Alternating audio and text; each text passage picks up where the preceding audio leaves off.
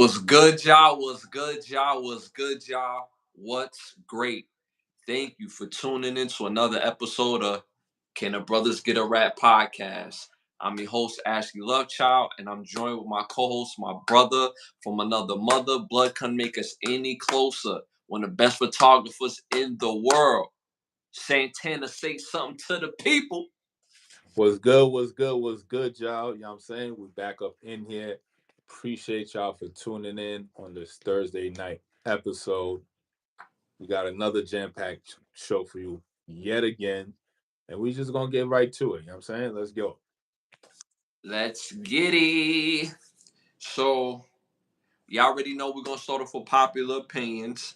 But this segment is brought to you by OUV Records. You see it up top, OUV Records. The label motto is create, document, and inspire.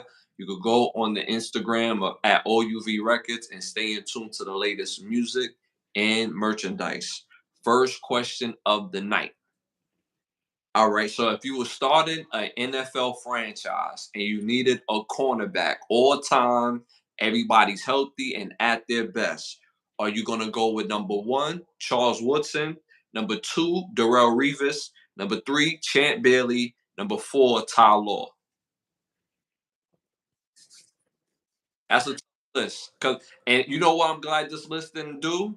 I'm glad this list didn't cheat and put Deion Sanders, Rod Woodson, Anilius J.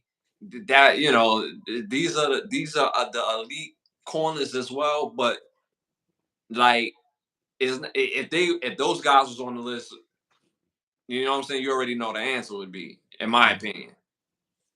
You said Darrell Revis. Who else? Sean Champ who? and Ty Law. Ty Law, Champ Bailey. What was the last person? Darrell Revis and who? Uh, uh, Sean Taylor, you said? Charles Charles Woodson. Oh, Charles Woodson. Oh, man. All top tier. These are all top tier. Not to mention, I'm not going to flex, but it's two Michigan niggas on this list. I ain't trying to flex. I'm just saying. You know what I'm saying? That's how lit Michigan used to. Well, we still are, but we used to have like the real lit corners every year. You know what I'm saying? Nah, So facts. They used to play both sides too. You know what I'm yeah, saying? and we got another shutdown corner. Now I think his name is Charles Johnson. He wears number 2, and the boy is nice. He gonna be like first in the first round next year. You know what I'm saying? He chose to come back for a senior year, get that NIL money. You know what I mean? Oh, I'm trying. Cause this is a tough list. It's a tough list. This is a tough list, my guy. I'm gonna tell you this. Like for me personally, I'm going with Ty Law. I'm going with Ty Law. I know he's a Michigan guy, but he's fast. Ty Law was probably like 6'1", maybe 6'2" ish, and he was shutting everybody down. Like those first championships with the Patriots, he was helped leading that defense with them big time interceptions. You know what I'm saying? I'm going with Ty Law, me personally. You know what I'm saying? I'm gonna fuck with Darrell Revis. Darrell Revis is elite. I'm gonna Darrell fuck Revis. with Darrell Revis because he was top tier and he was guarding top tier elite um, receivers at the elite prime. You know what I'm saying? Yeah, 8 bars yeah, prime time. You know what I'm saying? yeah, yeah, Not taking away from everybody else. It was definitely a tough list. It was very hard to choose. You know what I'm saying? yeah, But everybody on here is you get any piece of knowledge from any one of these players yeah, as a corner, you're level you yeah, leveling up. You know what I'm saying? yeah. But I'm gonna fuck with Darrell Revis. That's not a bad pick because you got to think about the time that he played. He's going up against Megatron, Chad Ochocinco Johnson, Terrell Owens. I mean, the list goes on and on. You know what I'm saying? So, uh, shout out to one real one. Always shout out to you. Appreciate you. Hit that like button. Yeah, so he was going up against some dogs, but like I said, I'm going with Ty Law. He went up against the Tim Browns, the Jerry Rice's, young Randy Moss. Like you know what I'm saying? You know what I'm saying? So that's just me personally. You know what I'm saying? Yeah. But the world, they went with Darrell Revis at 42%. No, I'm 42. surprised. You know what I'm saying? So it wasn't a lot of love for Champ Bailey, which like Champ Bailey was nice. Huh? yeah, that's They forgot about Patrick Surtain. They forgot about Asante Samuel. You know what I'm saying? and them There dudes was was some dogs. yeah, those dudes was nice. These dudes is on the upper echelon. You know what I'm saying? Yeah, nah, facts. You know what I'm saying? So like I was just surprised when I seen like how it shaped out. But Darrell Revis Island. You know what I'm saying? You Revis Island. You get on that island, you ain't getting no catches. So I ain't mad at that. Okay, cool. All right. So second question: best crime movie on this list. Best crime movie on this list. Number one, Goodfellas. Number two, Scarface. Number three, New Jack City. Number four, American Gangster. Another crazy tough list. You said New Jack City, Goodfellas, um, Scarface and Scarface, and what was the last one? American Gangster. Mm. I already know what's mine. I already know what's I'm, mine. I'm I'm sorry. I gotta fuck with Goodfellas. Son. You Like, go with good? You go with Goodfellas? I gotta fuck with Jimmy two times. You know what I'm saying? Because I gotta get the papers. You know what I'm saying? Outside of Jimmy Two Times, why else you rocking with Goodfellas?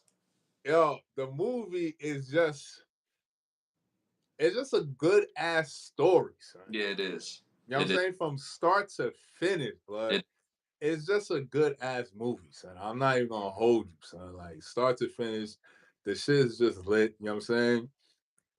Everybody is top tier in the performance, of course, and you know what I'm saying?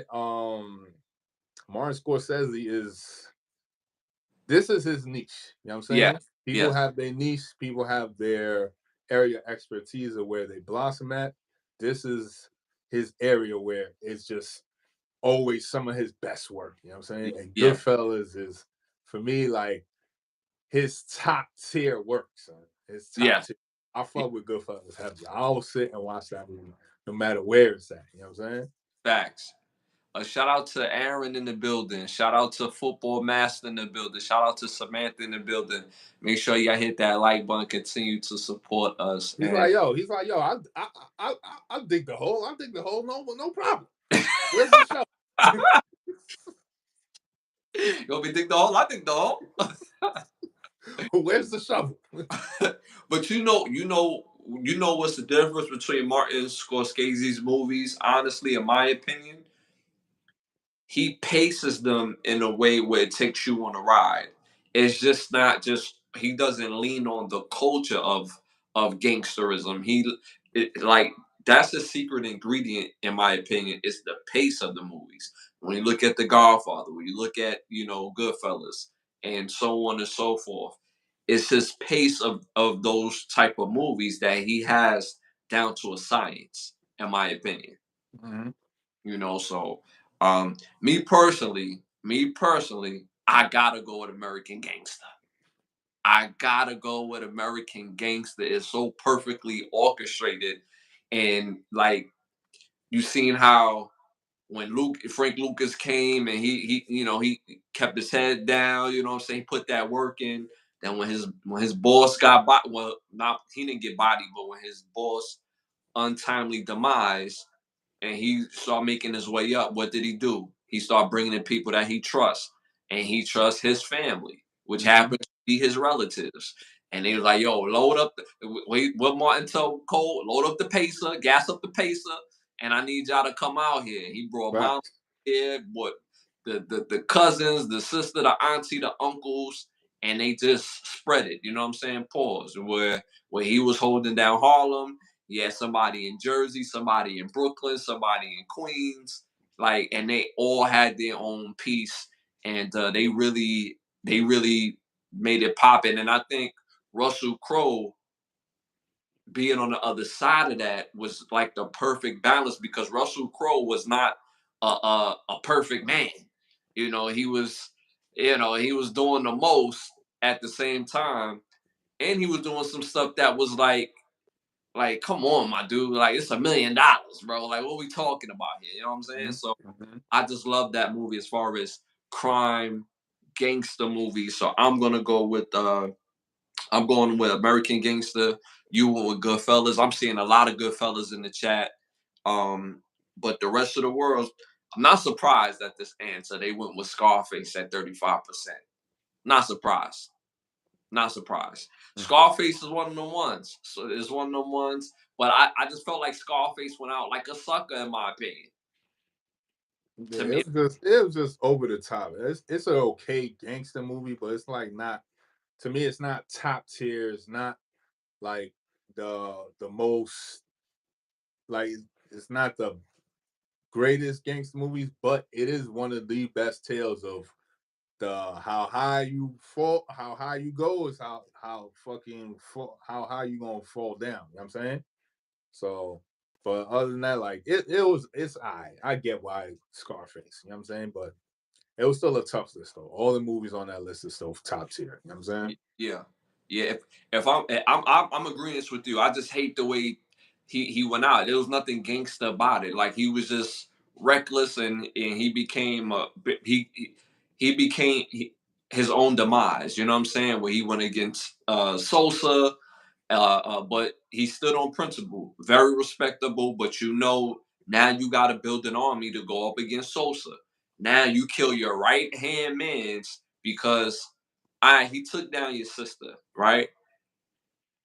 Punching the dude in the face, I get it, right? But y'all both grown men. So y'all can have a sit down conversation before any hands is being put on anybody. To body him is completely over the top. You know what I'm saying? To body him. Yeah, that's when you lost it. Like that's when it's like, all right, it's over. You know what I'm saying? Like, come on. At the very most, a fight. But again, if y'all grown, there's a conversation to be had before you even think to fight what's supposed to be a man's in him. You know what I'm saying? And then he was so coked up and like go out in a blaze like, man, yo, get out of here with that, man. You know what I'm saying? He didn't go out like Blizzard. Yeah, You know, Blizzard went out more tough than Tony Montana. You know what I'm saying? Shout out to my nigga Blizz. You know what I mean? shout out to Blizz, man. Shout out to Blizz, you heard? Stop playing. And for those who don't know who Blizzard is, if you've seen the movie Juice, that's Unsung hero. unsung hero. My dude Blizz. You know what I mean? All right, moving on to the next question. In 10 years, which one of these artists would be the most, they will have the best catalog? Okay. Number one, Sukihana. I sneezed, my bad. All right. Number two, Ice Spice.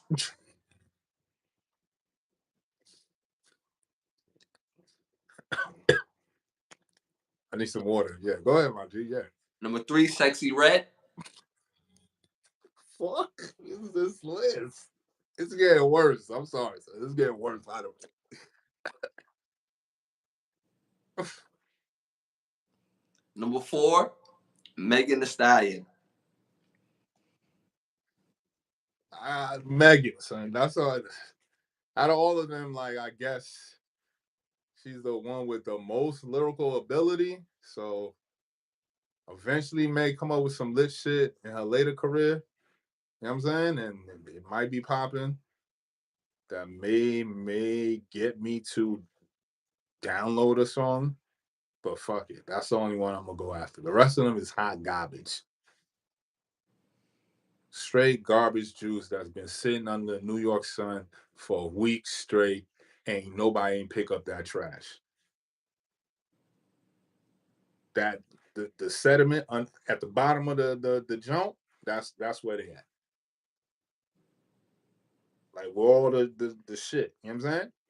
At the bottom of the dumpster, the corner where the rats be. So my pick is Megan. That's the only one I could choose out of that one. So She's actually lyrical. You know what I'm saying? I'm agreeing with you. I'm gonna go with Megan Thee Stallion. She's the only one on here that she can actually rap. She actually makes good music. Um, you know, I she makes good music. She's not ass. And she has tons of lyrical ability, in my opinion. Um, on this list, definitely her. The other artists on this list, um, I don't think in 10 years they're going to be celebrated. Uh, so how about SZA? Yeah, SZA not on this list, So SZA's a dope artist though. She's good. Um, but yeah, she's not on this list. Yeah. So I'm with you, bro. So you said Megan, I said Megan. The chat said Megan. The rest of the world would make it at 66%. When we believe in her, you know what I'm saying? Yeah, I've tried We my all best. believe. 66% is a lot. Son. Yeah, that's a lot. That's That a means everybody else on that list was, I don't even know why they even got on that list. yo. The audacity to think they're going to have a 10-year career in the music business is just blasphemy. Sexy Red came in at number 2 at 8%. I give them 5 years max with all the gimmicks that's going on. Yeah. Well, 10? No. 10 years is a long time. That's a long time. That's a You long. could stretch a lot of the gimmicks to it's exceeding, but 5 years max. After that, it's like you can't stretch it no more. You know what I'm saying? It's Yeah. gonna pop. Yeah. Yeah. Unless the skill set levels up somehow. Yeah. Yeah. I don't know about that, but um yeah. So this is where we are. Okay. Next question. Preferred date. Preferred date. Number 1, a lunch date. Number 2, dinner date. Number 3, brunch date. Number 4, coffee date. Mm, Because you gotta remember, this is what you're trying to get to know somebody, and this was what you got. Me personally, I'm going with dinner date. Me personally, I fuck with a brunch date. you fucking with the brunch date. Why you going with the brunch? I already know why I'm going with the dinner date, but why you Uh, going? brunch dates is it's a lit ambiance no matter what. Not say no matter where you go, but generally speaking, the spot you go to should have a nice ambiance. Food is gonna be good, you know what I'm saying? Drinks is gonna be Flowing? flowing. Yeah, And yeah, the mimosas, you know what I'm saying? Don't sleep on them joints, you know what I'm saying? yeah, Them they creep up. yeah, You know what I yeah. mean? They definitely creep up and they hit. So brunch be pop. Son. That's all I'm gonna say, son. I agree with you. I agree with you. My bad. I agree with you. But me personally, I'm going for the dinner date because that dinner date turns into what we used to call come to the crib. I got some DVDs. You know what I'm saying? This is one Mhm. step closer to that for me. You know what I'm saying? So when I take a woman out to dinner, after the dinner, it's like, what you trying to do? It's like, I'm trying to chill with you. And it's, you know what I'm saying? It's off we Hop, go. hop in the tape. You know what I'm saying? Off we go. And I'm not saying that to brag, y'all. I promise you, I'm not a bragger. But that's why I prefer a dinner date because it's a closer step to them draws. You know what I'm saying? Let's be real. We adults in here. We adults, okay? Men, we want the draws. Like Tommy from Martin got the draws. Mhm. Need the draws. Okay?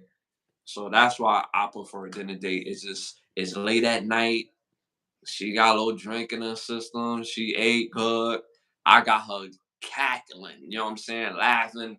going crazy, and it's, you know what I'm saying? Nobody want the night to end. You know what I mean? Let's go get it popping. Let's go get it popping. You know what I'm saying? Uh, Facts. Shout out to Lisa Lewis in the building. All right, so I went with dinner. You went with brunch. The rest of the world went with dinner date at 47%. This, and you know what? Surprisingly, for me, what the second was coffee.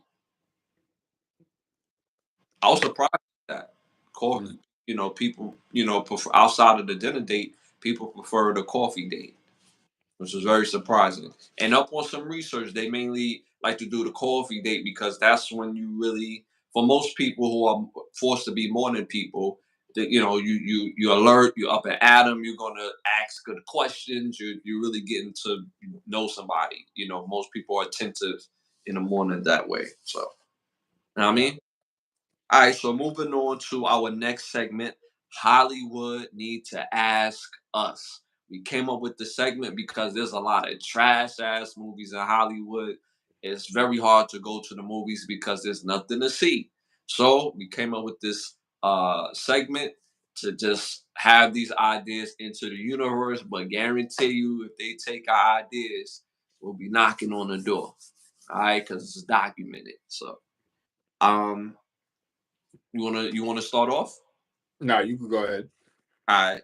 So for me, Hollywood need to ask us a movie I want to see. I honestly believe we need a RoboCop reboot, but not as a movie because they haven't got it right with none of the movies except for like the very first two. But the we need. I want to see RoboCop to be developed into an anime. So Hmm. it could get real engulfed with the imagination of not just the story, but the technology and the availability of what they could do, mixing the action, animation wise. So me personally, want to see a new RoboCop movie. Um, and I think and the voices I want to hear in a RoboCop anime, I want to hear Lawrence Fishburne in this. I want to hear. Uh,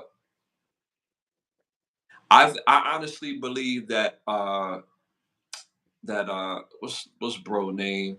Dion Cole, the comedian. Hmm. I think he has a great voiceover voice. Pause. So I would like for him to be in this as well, and Cat Williams. Cat Williams does an amazing voice work, because his voice is so noticeable, but he has a way of making the character his own in the voiceover work. So those are the three I have right off the top that I will want to be involved in this. I think that would be dope. Okay. Nice. That's nice. Yeah. That's lit.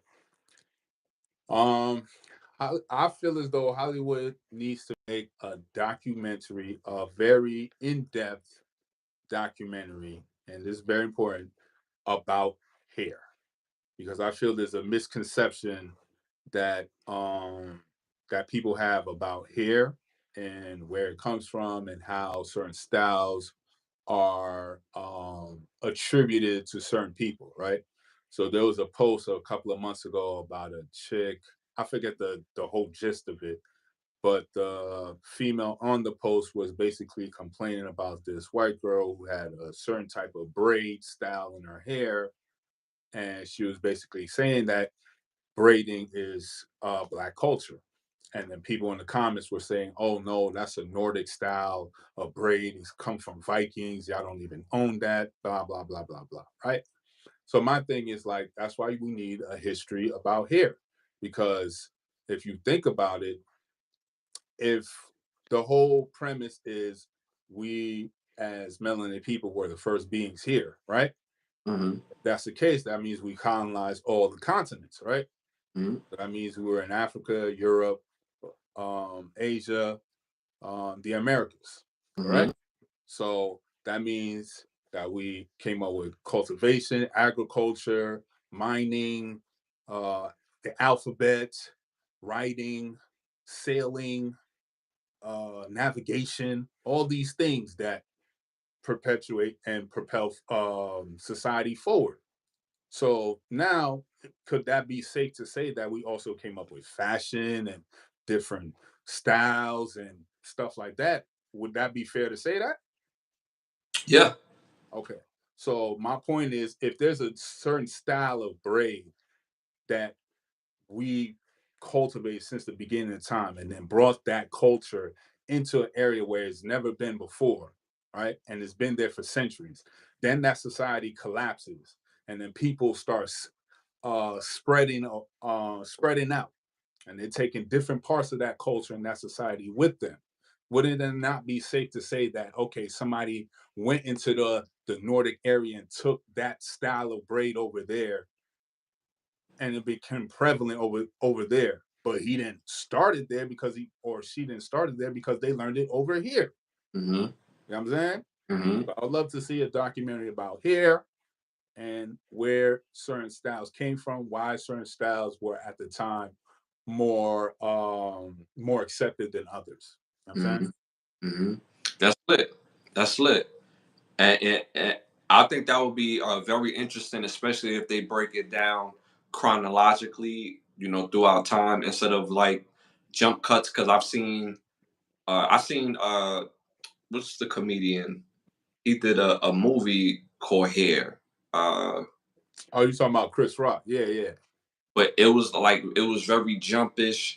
It wasn't chronological. It was just like he was talking about the different cultures and things of that nature. But I feel like it was more surface. It wasn't really in depth. It was really and for me, it was really speaking on the American culture of hair and why it's so important to the different women here in America. So, so I think your idea is dope, and that's something I would like to see as well too, and I think the culture would benefit from that information. Quick shout out to War, MT, Biles in the building, and Little Shout out. in the building. So shout out to y'all. Yeah, so that would be dope, man. All right, yo, make sure y'all hit our patreon.com. Can the Brothers Get a Rap podcast? Again, patreon.com. Can the Brothers Get a Rap podcast? We got exclusive merchandise there right now. Uh Moving on to our must see segment. Must see movies, must hear music, and must see shows. You want to start off or you want me to start off? Now you can go ahead. Okay. Shout out to Carlo in the building. Shout out to you. Hit that like button. We appreciate that love and help us with the show. So continue to support us heavily. All right, so my three must see movies. Three must see movies. I'm telling y'all, these are must see. We be giving y'all that top tier crack every Thursday and Sunday for every episode of must see movies. So my three movies. Number one, One Good Cop. Again, it's called One Good Cop. Came out in 1991, directed by Haywood Gold. Stars Michael Keaton, Anthony LaPiglia, LaPiglia, I'm sorry, LaPig. Yeah, I probably butchered his name. Rene Russo, Benjamin Bratt, Kevin Conway, Rachel Tacotin, Tony Plana, and Vondi Curtis Hall. Dope fire movie about obviously is a cop.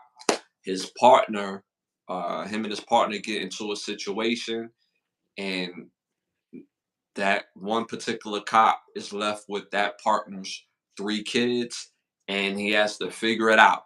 And you have to see the rest of the movie. I'm not going to spoil it for you. Again, it's called One Good Cop. Second must see movie is called O. Came out in 2001, directed by Tim B. Nelson. Stars Julia Stiles, Mikel Pfeiffer, Josh Hartnett, Andrew Keegan, and Martin Sheen, about a young high school phenom. He's deeply in love with his girlfriend, and you have to see the rest of the movie. Facts. I'm not going to spoil it for y'all. Again, it's called O. And my third and final must see movie is called Introducing Dorothy Dandridge. Came out in 1999, directed by Martha Coolidge. It stars Halle Berry, Dorothy Dandridge, Loretta Devine, Brett Spinner, uh, uh, Oba Babatunde, Latanya Richardson, and Cindy Williams. Obviously, it's about Dorothy Dandridge on how she made her way through Hollywood, and you got to see the rest of the movie. I'm not gonna ruin that for you. So again, my three movies is the introducing Dorothy Dandridge, O, and One Good Cop. Make sure y'all check it out. Check the movies out. Check the movies out right there. You know what I'm saying? Heavy hitters right there. That's a fact. That's a fact. All right, so my movies. I don't see my boy Rowan Jack in the building, but it's all right. Shout Yeah. out to Rowan Jack. This one's inspired by you. You know what I'm saying? So you know how I do chat. I always have a theme. So for Rowan Jack, I got movies like 8 millimeter. So if you Mm. haven't seen 8 millimeter, you gotta go see that movie. And how crazy that movie is, these three movies right here are just as crazy. You know what I'm saying? So the first movie on this list that are movies like 8 millimeter is the movie called The Descent. Came out in 2005. Stars Natalie Mendoza, Shauna McDonald, Mayanna Buring, Alex Reed, Saskia Mulder, Nora Jane Noon, Oliver Milborn, Molly Clay, and Craig Conway. It's about a group of cave divers, mostly women. One of the females in the group is just going through a grieving process, and one of the friends decides that, hey, we should go cave diving in a secret cave that nobody knows that we're at. And that's how the movie starts. You know what I'm saying? So go check it out. But remember, it's like 8 millimeter, so it's going to be a lot of tension going on. You know what I'm saying? So speaking of tension, the next movie on this list is called High Tension. Came out in 2003. Stars Mary Woon, Cecile Del France, Marco Claudio Pascal, Frank Clayton, Philip Nahan, Andre Finiti, Jean Claude de Grosse, Olana Pellier, and Gabriel Spafuglio. Sorry if I butchered the last name. Basically, it's about a couple. Well, they're friends, two females, and they're traveling, and they're getting stalked by this crazy truck driver. But you got to see how the movie plays out, and trust me, you're not gonna be prepared for the end of the movie because it'll leave you speechless. You know what I'm saying? So lastly on this list, a movie that just recently came out is called Barbarian. Came out 2022. Starred Bill Skarsgård, Justin Long, Georgina Campbell, Zach Greger, Matthew Patrick Davis, Richard Brake, Sarah Paxton, Kate Bosworth, Brooke Dillman, James Butter, Kate Nichols, Kurt Broviner, Will Greenberg, and Trevor Van Olden. About a woman who takes a job interview in Detroit. She rents out an Airbnb, but the Airbnb is in the most suspect block I ever seen in my life. I don't even know how she even rented this Airbnb and did not do Google Maps satellite view and check the perimeter of the neighborhood. But she, anyway, she goes to the house. The block is suspect as hell, and you gotta watch the movie, see how it goes. You know what I'm saying? You don't know what happens. So the movies on this list that are like 8 millimeter are The Descent, High Tension, and Barbarian. Check those movies out. Be ready, lock your doors, and hold your girl tight at night. You know what I'm saying? Yo, I have such a nitpick with Barbarian, bro. I have such a nitpick with that movie. And the only reason why it's a must see movie. All your movies are must see movies, but most people not watching it twice. It's one of the movies like yo, this movie's crazy, but yo, I'm not watching this again. Like is It's a this one-time thing. You know what I'm saying? time thing, but they're good movies though, right? But with Barbarian, the only nitpick I have with not the only one, but the nitpick I have is that even though the area is sussy, right? So when you was driving to the spot, you ain't see none of it. Like even if it's dark, like so you thought you was gonna walk around here, it's gonna be conducive to your health, like so, like yo, that's my only nitpick with Bob. Ah, Like yo, it's where like was your antennas at when you was driving down the block, you know man? what I'm saying? Like yo, like what's going on? So when When y'all you start, when you made that left off that well lit street into this fucking abandoned neighborhood, what was you thinking, Booski? Like everything straight? yo, I'm a grown man, right? And I'm a very aggressive person.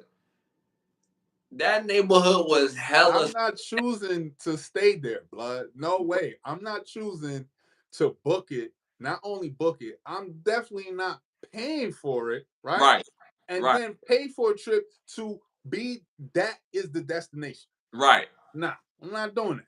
right, right. And then when you get there, it's something called turn back, bro. Like yo, There is no getting there. You know what I'm saying? Fucking with me, we not even gonna discuss that joint. That I even seen it on my search list, blood, because I'm scrolling past that. You know what I'm saying?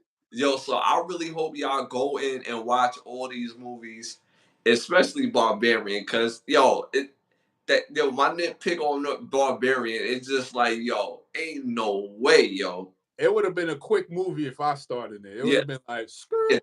Nah, I'm not feeling this. yeah. Skirt out the end. You know what I'm saying? Movie done.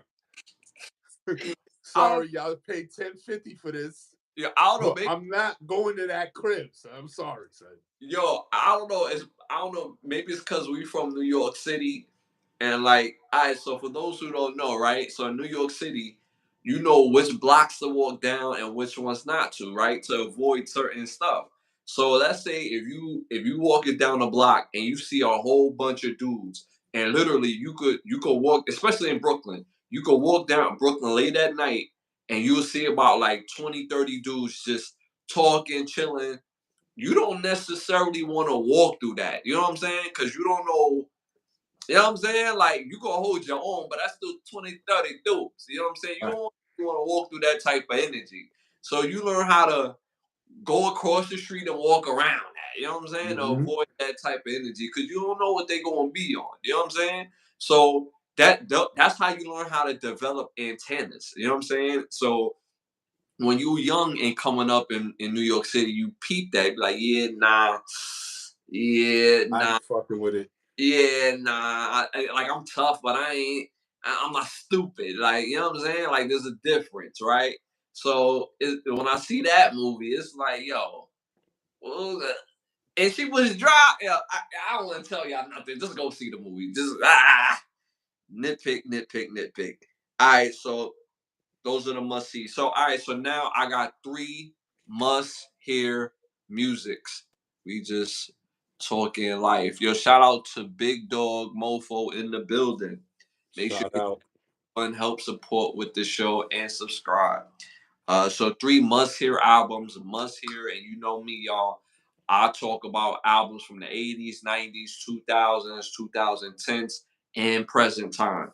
So three must hear albums right now is Capone and Noriega, The War Report. Came out in 1997, front to back, fire. Make sure y'all tap into that album. Second must hear album is T.I.'s T.I. vs. T.I.P. album. Came out in 2007, right? And then my third must hear album is Souls of Mischief album 93 to Infinity. Obviously came out in 1993. So make sure y'all tap into those three albums. Again, Souls of Mischief, 93 till Infinity album, T.I. T.I. versus T.I.P. album, and Capone and Noriega, The War Report album that came out in 1997. All Well, right, moving on. Classic show. You got a classic show for us? classic show. Um, one of my classic shows is a throwback from 2001 called Alias. Um, I remember it that. stars Jennifer Garner, Michael Vartan, Bradley Cooper, Ron Rifkin, Carl Lumbly, Kevin Wiseman, and Victor Garber. We know Victor Garber as Simon Stern from Power, but before he Okay. was Simon Stern, Okay. Okay. he was Jack Bristow. You know what I'm saying, on this show and stuff. You know what I'm saying, that's why I remember Simon Stern from. I'm like, oh, this is my homie from, you know what I'm saying, Aliens. You know what I'm saying? Uh-huh. He gave up the CIA jump. Now he Uh-huh. running clubs now in the city. That's what's up. You know what I'm saying? You gave up that CIA life. You know what I'm saying? Yeah. Marion Dungy, Lena Olin, Sarah Sonyi, Greg Gutenberg, and David Anders.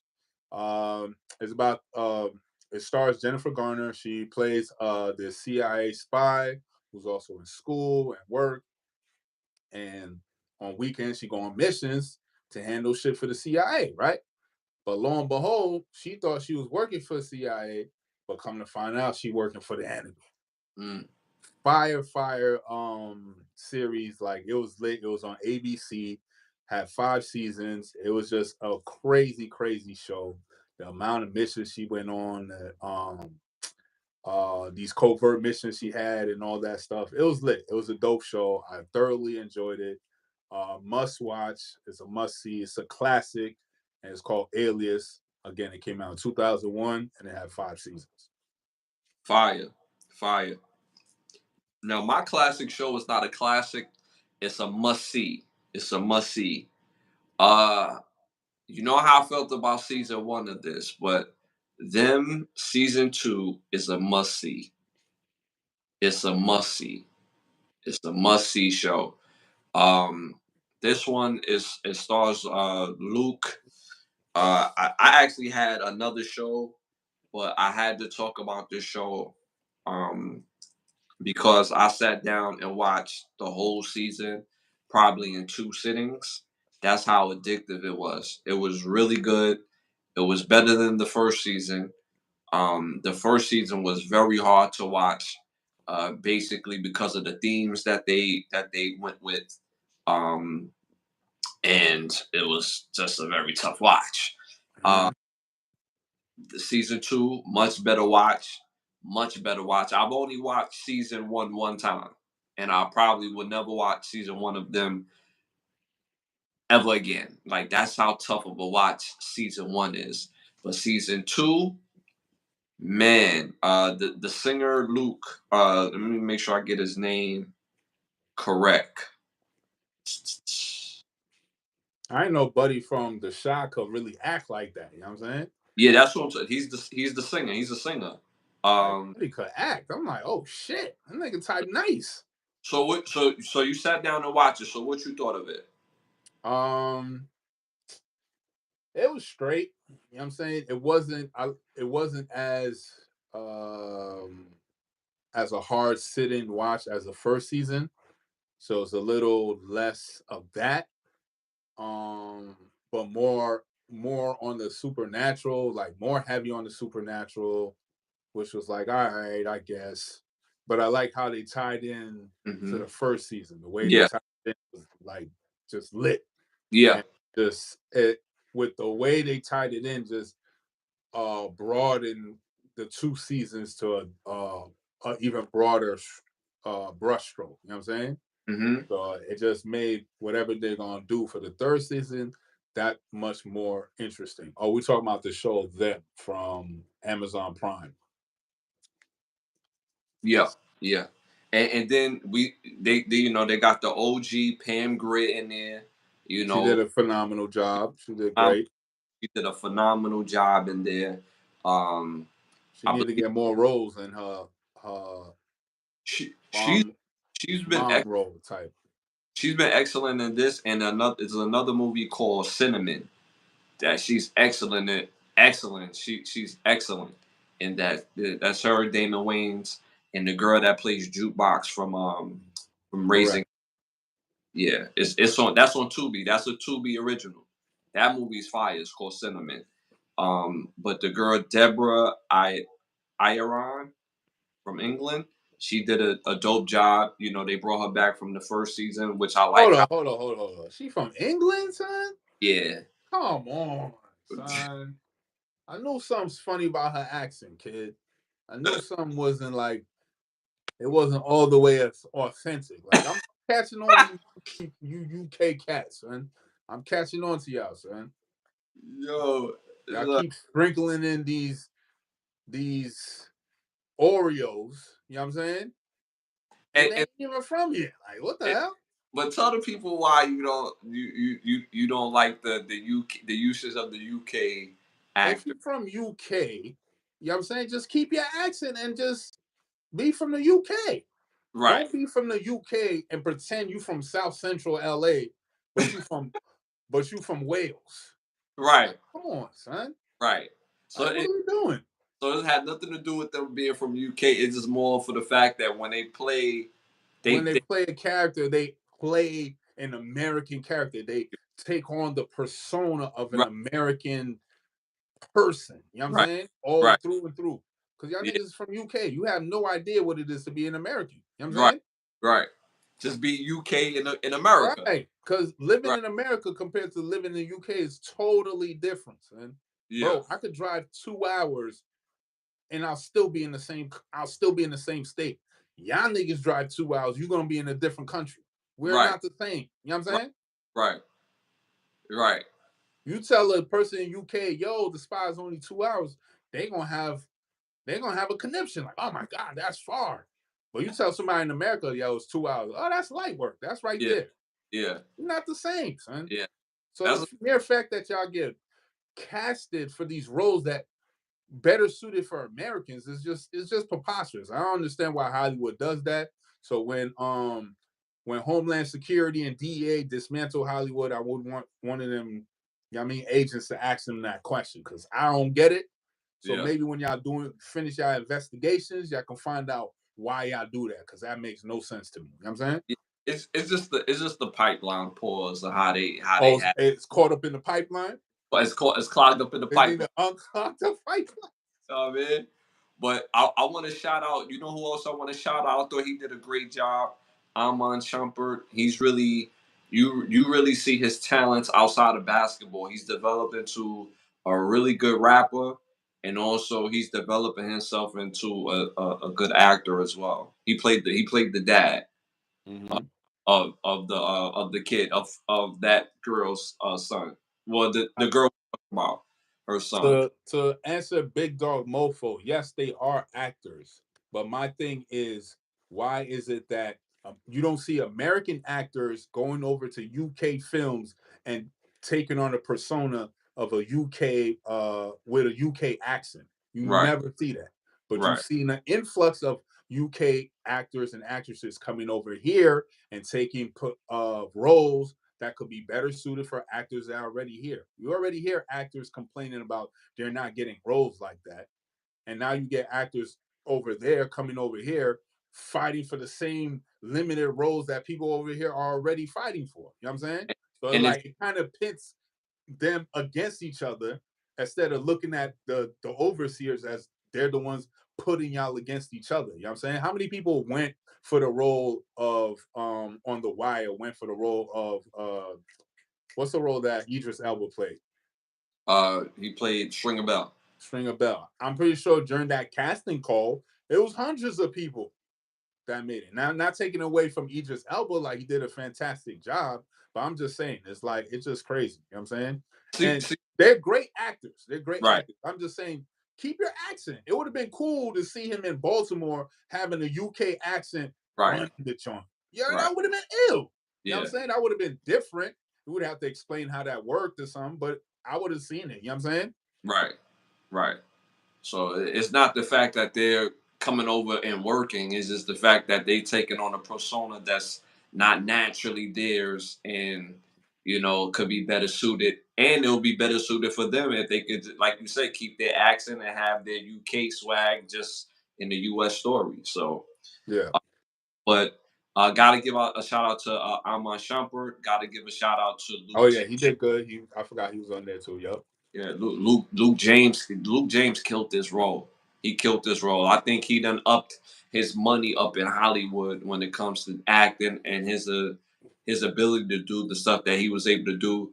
The one nitpick that I had was the girl was so scared on the date that she got so freaked out the next time she seen him, she just started running the other way, like, you know what I'm saying? Cause now he in full gear when Acting mode, you know what I'm saying? yeah, And that's he, why I say he did a phenomenal job because he's already acting in the show, yeah, in the series already, right? yeah, That's yes, the first that's the first universe. The yes, second universe, because he's already acting in the show, but he's acting in the show as an actor that's going for other shows. yeah, You know what I'm yeah, saying? Like yeah, that kind of role and how deep it goes. It's like 3 levels deep. You know what I'm saying? Pause. mm-hmm, Because you're already acting in the show them, right? mm-hmm, But in the show, how they got you written, you're an actor that's going for roles mm-hmm. to get to be on the show. You know what I'm Right, saying? right, Yo, it was dope. It was dope yeah. how you did that, Joey. You know what I'm saying? And then another part that I enjoyed. Big dog, you wildin'. How you not That, see The Wire, blood? yeah, You gotta go see that tonight, son. that's Stop playing. like sit down about the whole first season tonight. You know what I'm saying? But what was crazy about his character at the very beginning when he was reading for the gangster roles, I I could not stop laughing, bro, because he, yo, because it kind of remind me I, of what's that movie with Tate Diggs and Anthony Anderson and they about to do the robbery and oh, you talking about they barbershop? nah, not barbershop. They from Juilliard and they have to go do the not the robbery. They have to go do the kidnapping. Oh, you talking about Bill Malibu's Gluck, Most Bill Wanted? Gluck son. Bill Gluck's son. I'm gonna vote for him. I would vote for him. You know what I'm saying?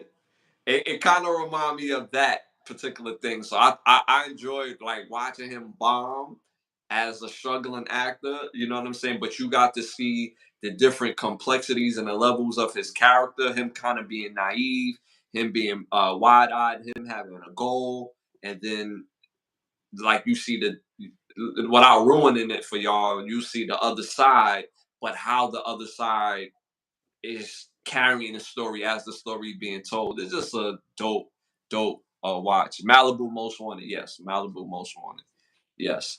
But it's just a dope watch. It's a must see. Like I said, them two. I, it's very hard to say for me to say better, but I'm gonna say it's a better watch. Season two than season one. So make sure y'all get a chance to tap into them season two. All right, you got cologne for us? You gotta get you a smell good. You know what I'm saying?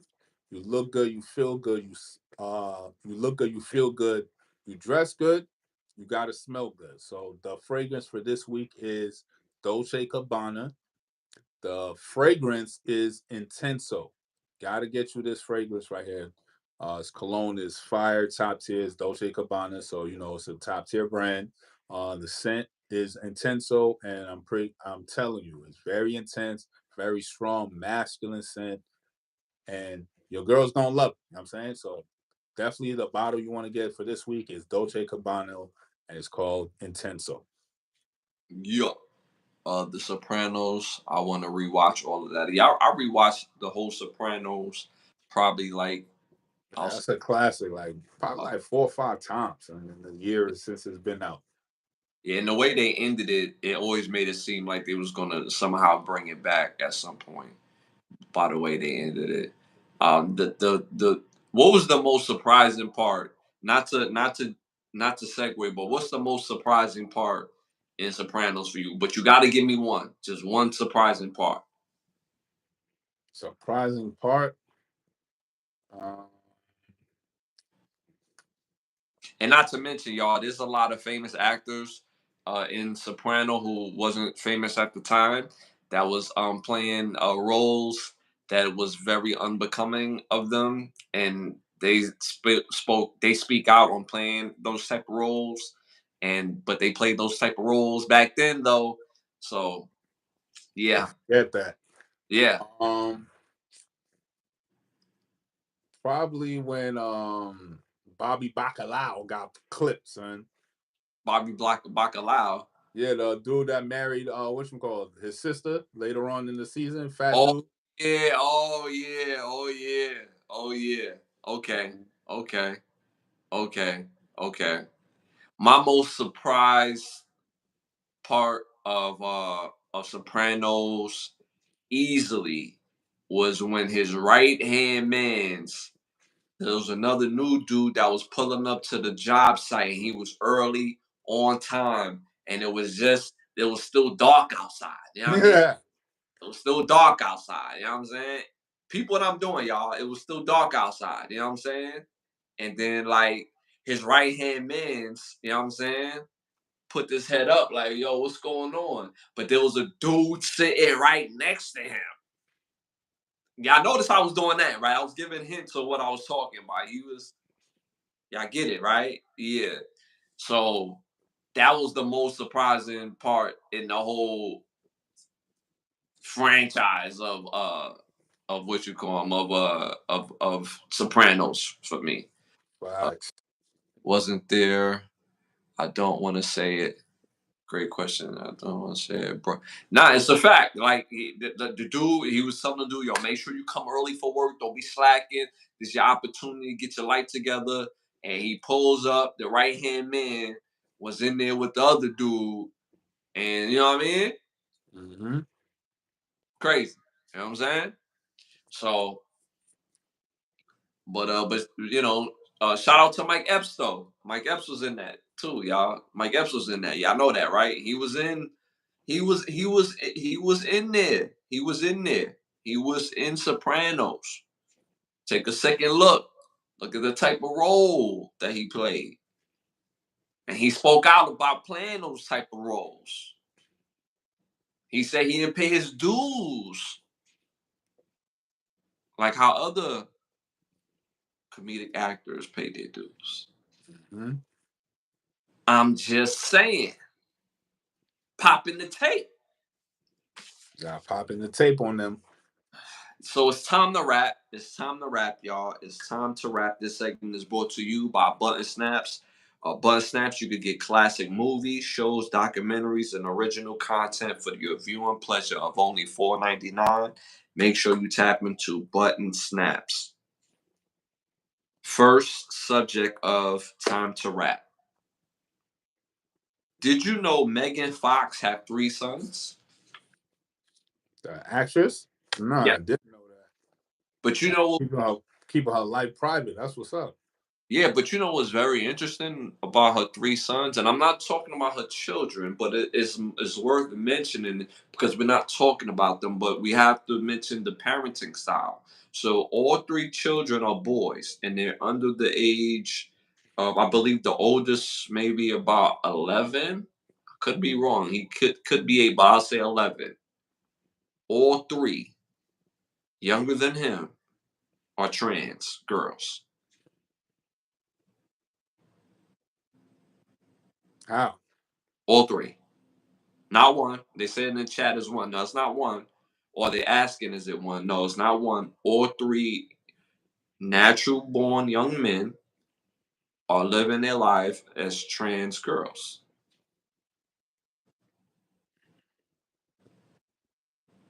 So She that's should what I'm.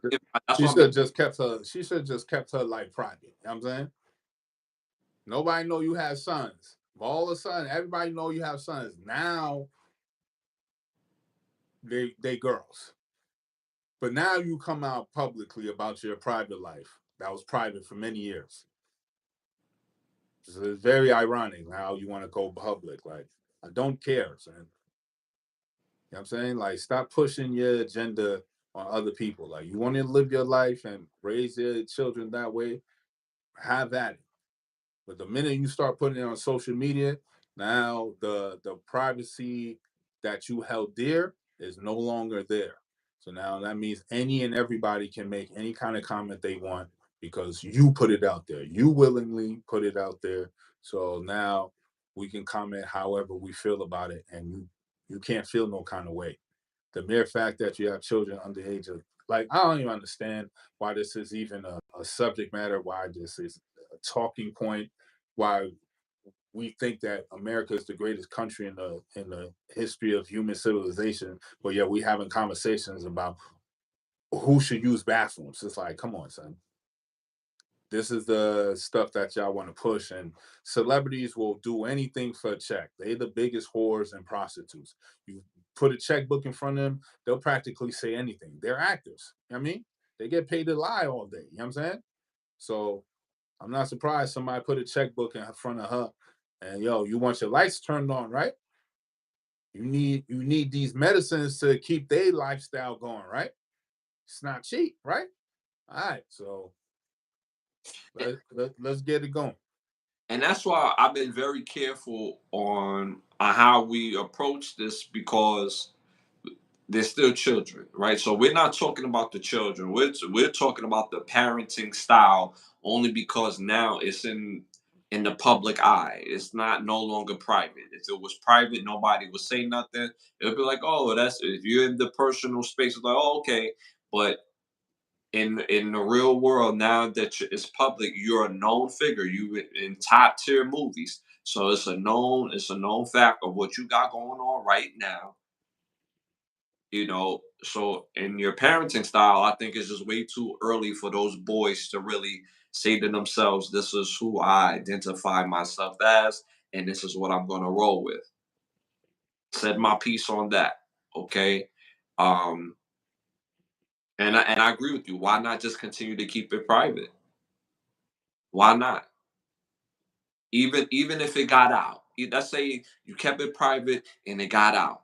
Okay, now that it's out, now people still going to speak on it. Once something's being highlighted, people are going to speak on it, right? So now you have to be prepared for that as well too, because you chose or helped choosing a lifestyle for your children that they're under 11 years old. They don't know what they're going to want in 5 to 10 years, right? They don't. They still developing. Their brain hasn't fully functioned yet. So it, it, it, it's too early for them to really make a decision.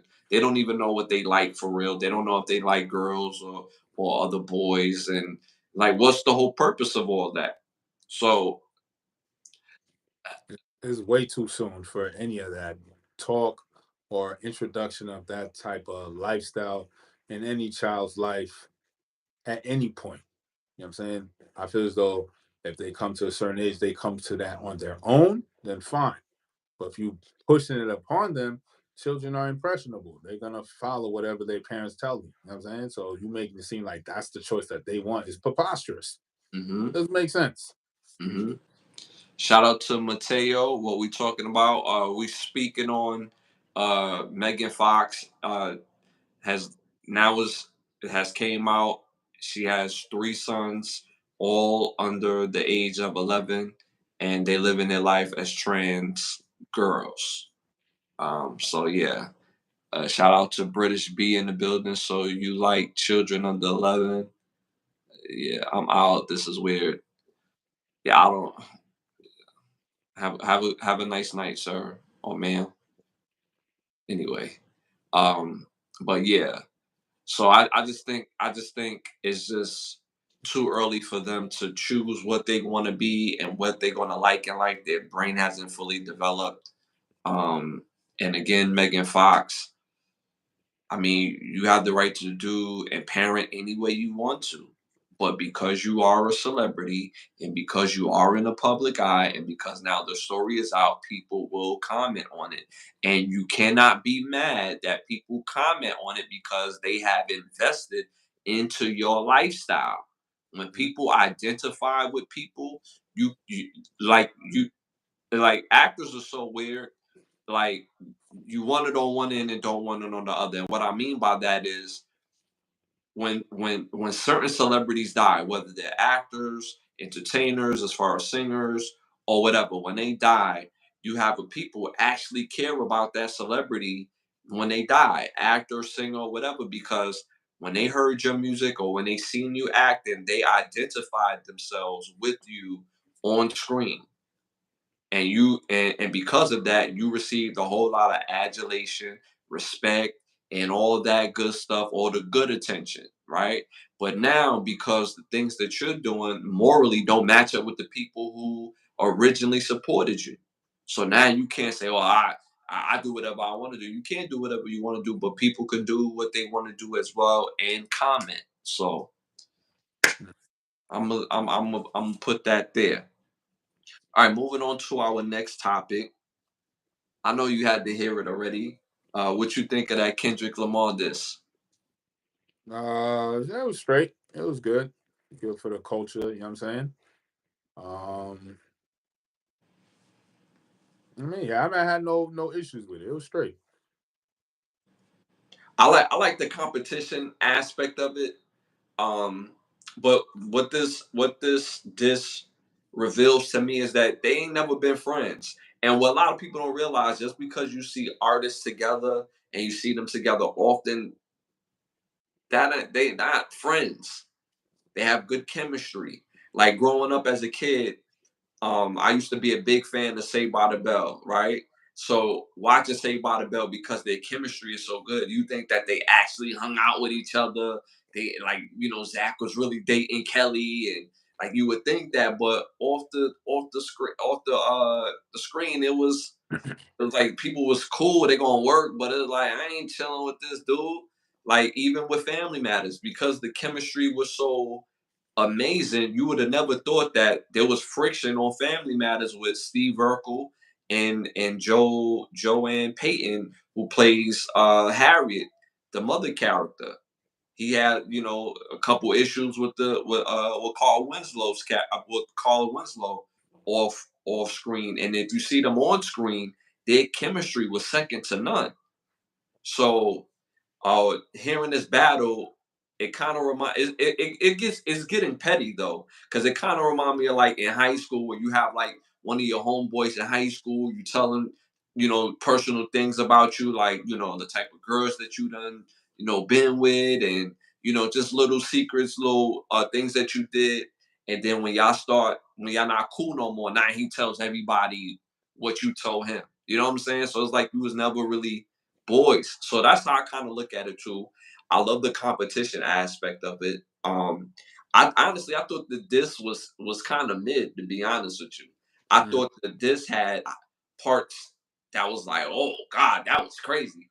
But outside of, oh God, that was crazy, it wasn't consistently like that. It wasn't consistently flames. Obviously, the lines like when he talked about his son, about being a real father, those lines was gut punching, in my opinion.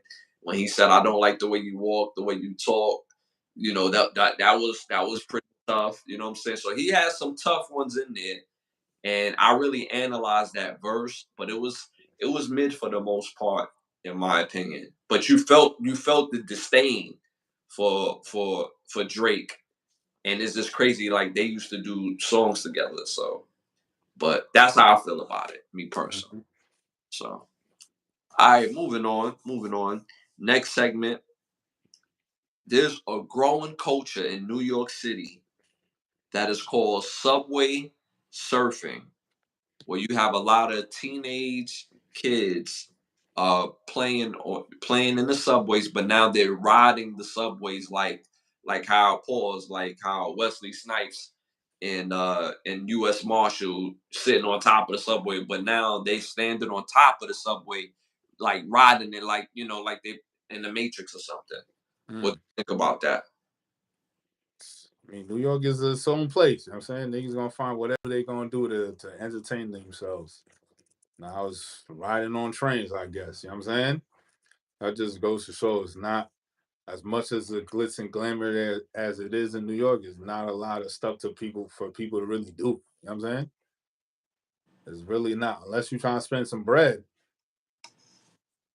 there's For not most, there's not no things that you could just go and just and where it can at least capture the attention of the youth and have them like community centers where you could go. Like, shit, there's not even a lot of fucking indoor basketball gyms where you could just go randomly to the gym and play ball.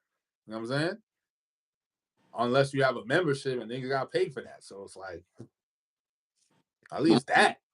But most people in the city don't need a membership. You go to the local park and get it popping back when it comes to basketball. So No, I'm talking about inside, like not outdoors, inside. You know what I'm right, saying? right. In the wintertime. Like after a while, niggas just be bored and just find new shit to do. Hmm. I mean, but I don't think you're gonna ride those subways in the wintertime. You know what I'm saying? Like at the end of the day, this is very dangerous. This is extremely dangerous, and these kids is playing with their life. And it's something about when you're a teenager, you really feel like you're invincible. You really feel like even if I fall, I'll bounce right back like I'm the T1000, and you know what I'm saying? Like I'll be Gucci. But yo, life is serious, man. And then your teenage years, if you take life serious, your 20s and your 30s will be much better and easier. So playing with your life, a lot of kids at that age don't even realize what is worth living at that age. I just think that's just seriously dangerous. And they playing with their life, and they playing like I remember when my daughter got a certain age and something would happen. I said, "Yo, you ever think of it like this? How would you feel if something was to happen to me or somebody that you love, right? Now imagine that same feeling, but instead of them, it's you, and how it's gonna make everybody else. So it's a lot that's not going on in these kids' lives to make them feel like that like that's a good idea to have some fun. Like you know, it's just crazy. It's crazy, but again, it goes to show you. It shows that there's nothing to do at a certain age. Like for most people that don't realize, like New York City, like a lot of the teenagers is not the same like in other states. And what I mean by that is this: like in a state like Florida that we live in now, the teenagers here are treated and they act like teenagers, right? But in New York City, when you go from 13 to 14 into high school, your freshman year in high school is like the introductory of adulthood in New York City when they go to high school because they so independent. They get to school on their own. They have to deal with the world on their own. They have to be on the train, dealing with people, learning how to maneuver, learning how to Mhm. decipher situations. So they learn how to really become adults. So, and they're not treated as kids. Their consequences is not as kids. So it so you get very bored easily because we done did everything that you want to do in New York City that you can do really by a certain age. So it just goes to show, man, like you gotta find something to live for, and this shit is just dangerous. This shit is dangerous. Anything you want to add? No. All right, all right. Next topic. So the Chicago Bears released a new campaign with their rookie quarterback Caleb Williams featured around his fingernails for the new season. So what they did is that they have this new campaign where he's standing like this, and of course his fingernails is painted, and in the fingernails it says "bear down." Hmm. So it's a big what to do when he was in college that he paints his nails, and now the Chicago Bears is using that as a marketing tool. What do you think? Shit is weird. Grown men shouldn't be painting their nails. I don't care what nobody told me. Like, what are we talking about here? So this is how they blurred the lines even further. You take a masculine sport like football, and they've been doing it for a while, steadily chipping at it, making it more docile and ready for the taking. You know what I'm saying? They've been doing it for a while. They started with that whole cancer, breast cancer, making men wear pink, but it's for breast cancer. Okay. You know what I'm saying? Now it started doing all that. Now they're to this point now. You know what I'm saying? So you really pushing the agenda. What does that have to do with football? What does that have to do with you knowing if the linebacker is blitzing or not? You know what I'm saying? Are you going to take Bear Nation to a playoff game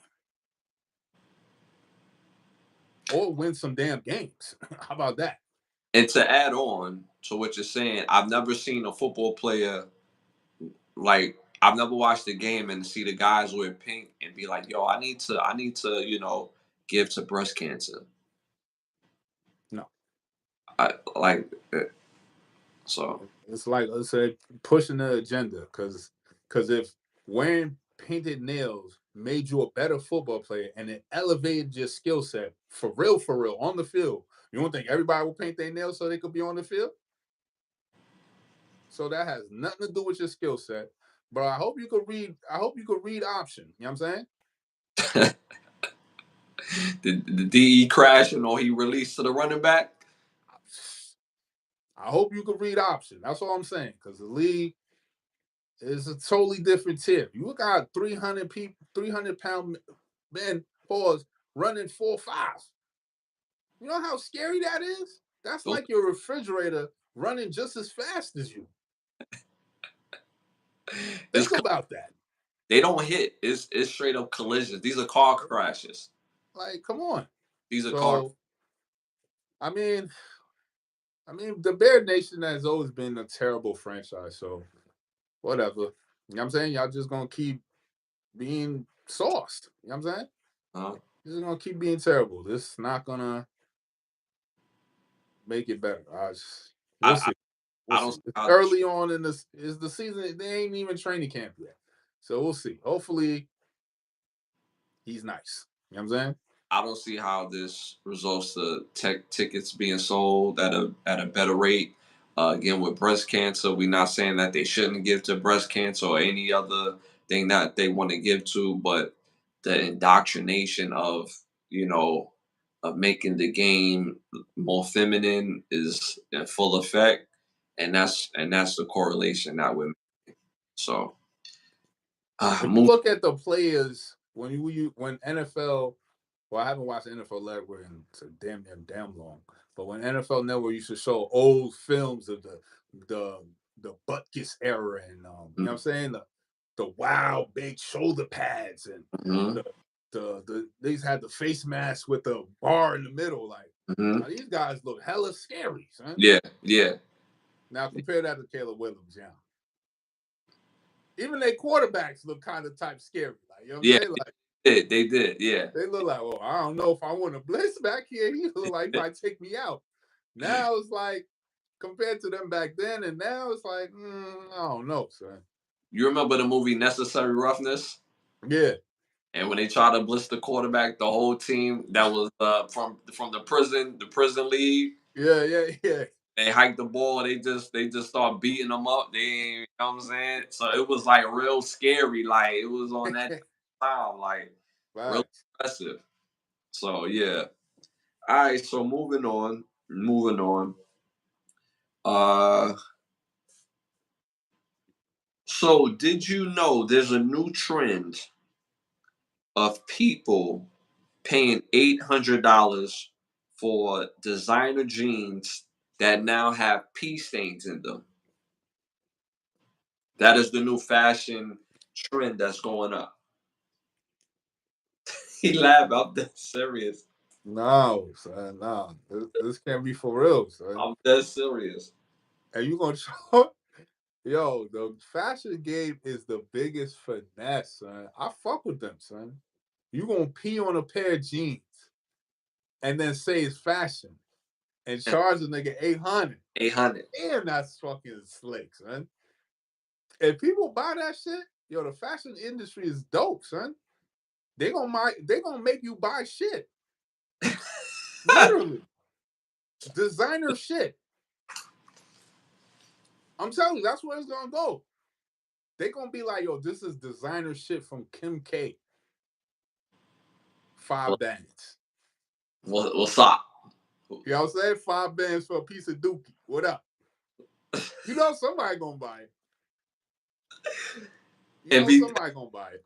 and be dead ass. Like, yeah, And so be, yo, you don't even got this. This this Dookie from Kim K. You don't even got this right here, son. This top tier fashion right here, blood. Like Get the pea stains on jeans is crazy. And to put a price tag on that is even crazier. 800 done. It's going down. And then said put that pair of jeans with pea stains on it on the rack With the is other, wild to me. It's just wild. yeah, yeah, Propaganda at its all-time finest. Like this right here is, yo. I know the overseas is just laughing. Like they yeah, just gotta be laughing. yeah. I seen, Next is gonna be shit stained drawers. I'm telling you. bro. I seen this girl do a dress with me on Instagram, right? And she thought it would be funny, so she puts on, one of the black garbage bags. She make a shirt, like an actual crop top shirt. She had the skirt rocking, and then she took the garbage bag, cut it open, and put a jacket, right? So as she doing that, right? So she was like, "Babe, I'm about to leave. Yo, what you think? How I look?" So he come out. He like, "Yo, you got on garbage bags. Like, what you doing?" Like, "Yo, this the new trend. Like, what you talking about?" He like, "Yeah, nah, that ain't it." And I put in the comments, because even though they was making a video and being funny about it, the reality of it. Let's say if Balenciaga, Prada, or Gucci decided to say, "Yo, she's on to something," put their logo on some garbage bags, you know what I'm saying? Knit it up, you know what I mean? And like, "Yo, this is the new shirt, this is the new style." Everybody and their mother will be buying that shit out. And we laughing at it as a joke, because it's a joke to us, because that ain't fashion. But yo, you got people that really would buy that shit. And be dead ass. Will wait, Right. pay their money, they hard earned money. That's taxed already, by the way. Hard earned money for that. A pea stained pair of jeans with matching Dookie stained drawers for $1,000. Talking about it's high fashion. Call it the Kanye cuffs, the Dookie drawers. You know what I'm saying? Kanye cuffs. Yo, I got the Kanye's on. Got the doodle at the back. You heard? That's clean doodle. That's that good doodle. You know what I'm saying? This is not that Cardi B shit. You know what I'm saying? It just showcases the mindset. Like a motherfucker will just follow you off the cliff at Yeah, this point. yeah, You know what I'm saying? At this point, you might as well just follow him off the cliff. Because if you're yeah, gonna wear pea stained jeans, talking about you lit, you know what I'm saying? Like it's just I have no I have no hope for society after this one.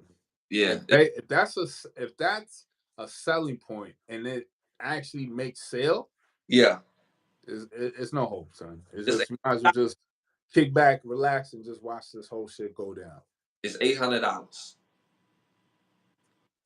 I want to be at that board meeting when that idea was flowing around and everybody agreed to that.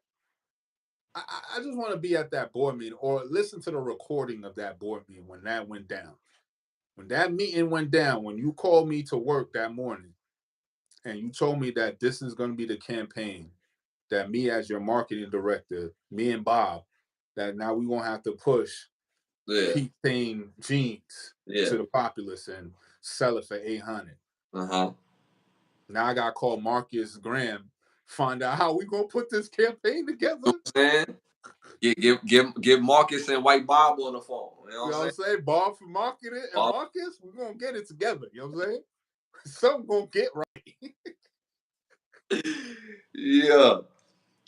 So I thought that was very interesting. Like, so that's the new fashion trend that's going up is pea stained denim jeans, y'all. $800 per pair.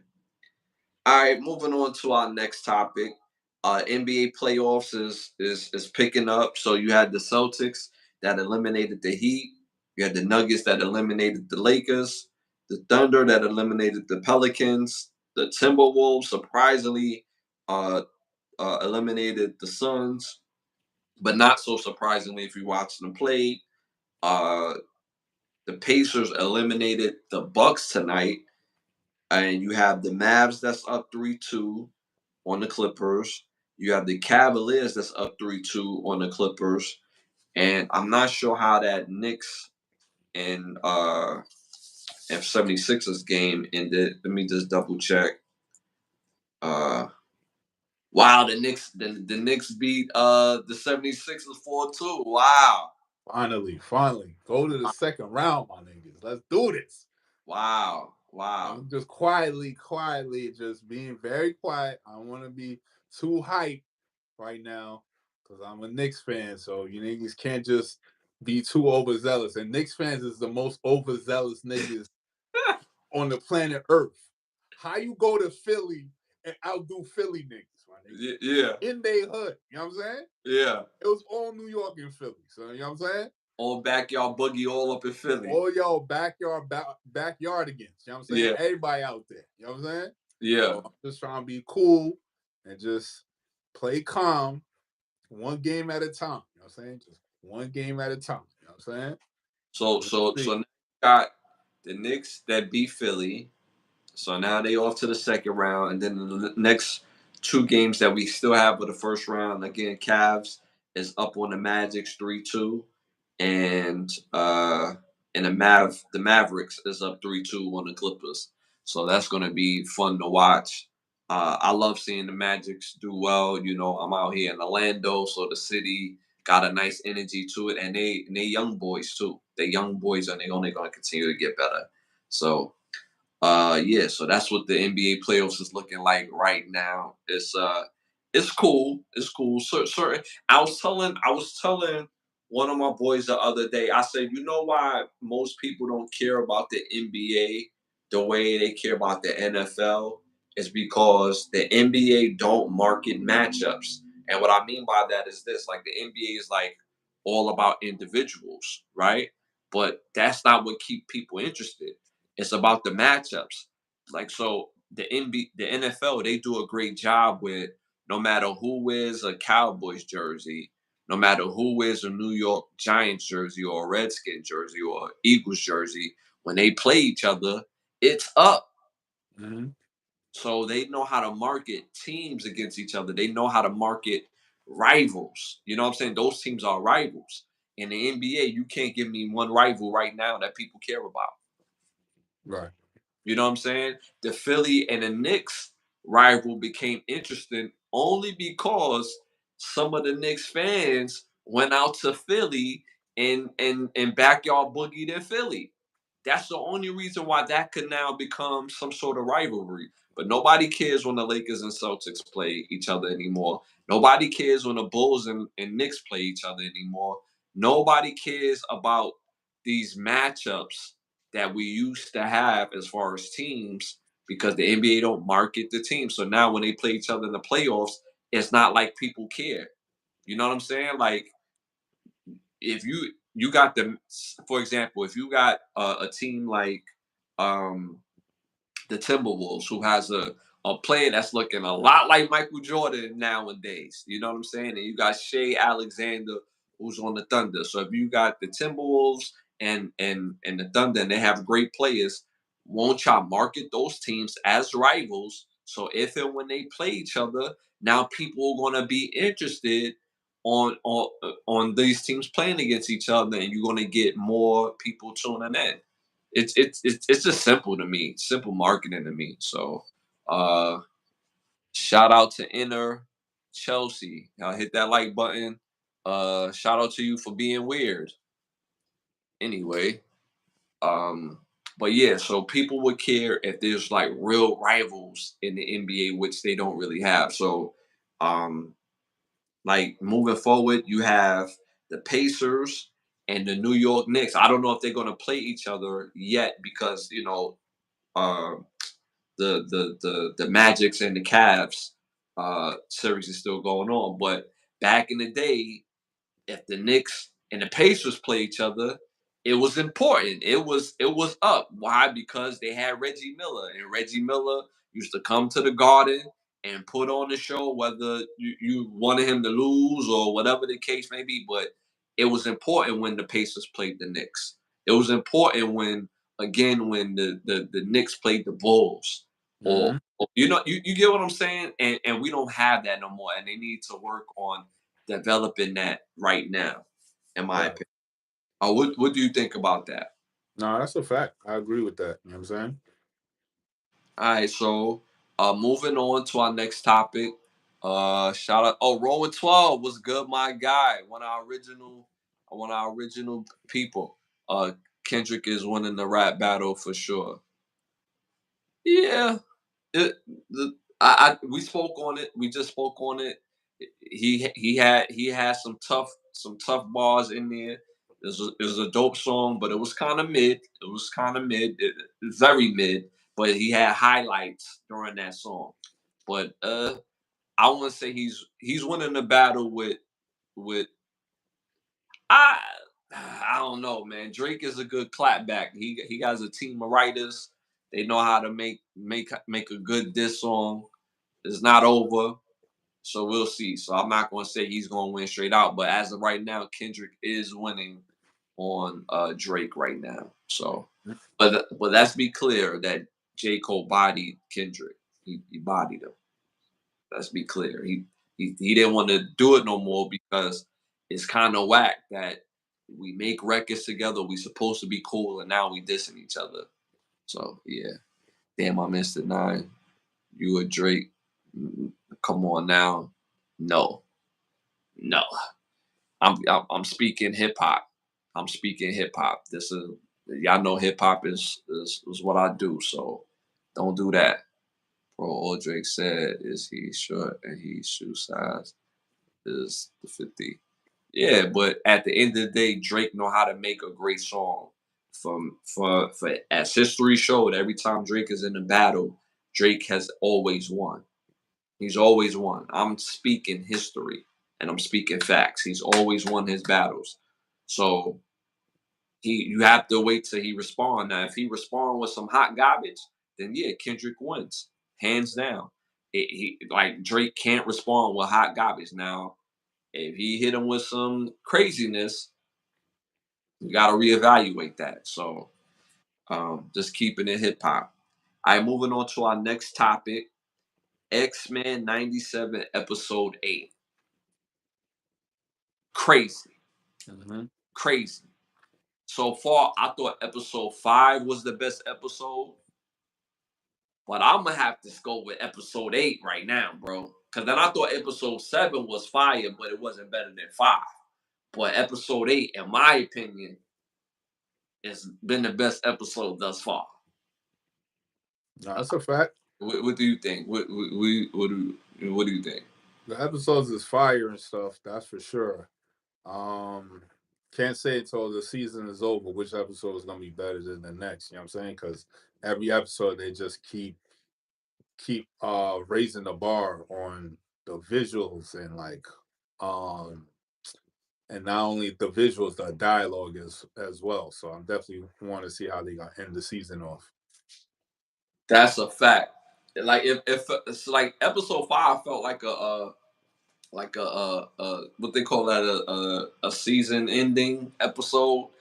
That's how good that was, you know. But Mhm. episode 7, I thought was like crazy. I said, this one is fire, but it wasn't better than 5. But 8 with the Sentinels and they finding out that he got human Sentinels now, and by the time they realized it, they was everywhere. You know what I'm saying? Like when they was at the house, and then they killed the ones that was in the house between Wolverine and Nightcrawler. They look up. It's about like 20, 30 of them. Like, yeah, so yeah, yeah. So yeah, I What thought, up now? yeah, like thought your night was over. Me, like, you know what I mean, let's turn up. And then now when the Sentinels took Wolverine all the way to the sky or whatever, and he's stabbing Shorty like she got him in like a bear like a bear hug, and you see Wolverine like bitch, he Mm-hmm. really stabbing Shorty. You know what I'm saying? Nah, facts. And He's on the putting way, work on. my bad, go ahead.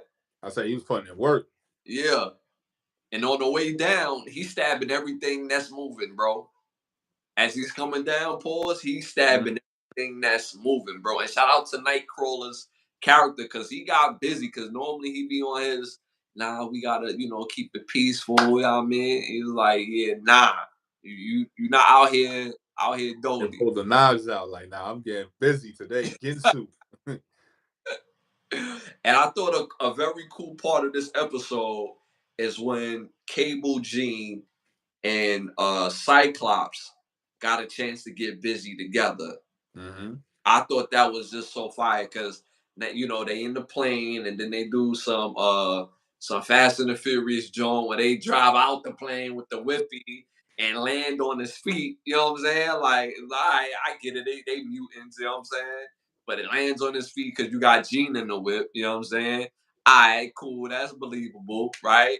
And they just getting busy. And I was like, yo, this is kind of fire because you really got mom, father, and son, even though he doesn't identify Jean as his mom's, but he's technically that's his mom's. You know what I'm Mm-hmm. saying?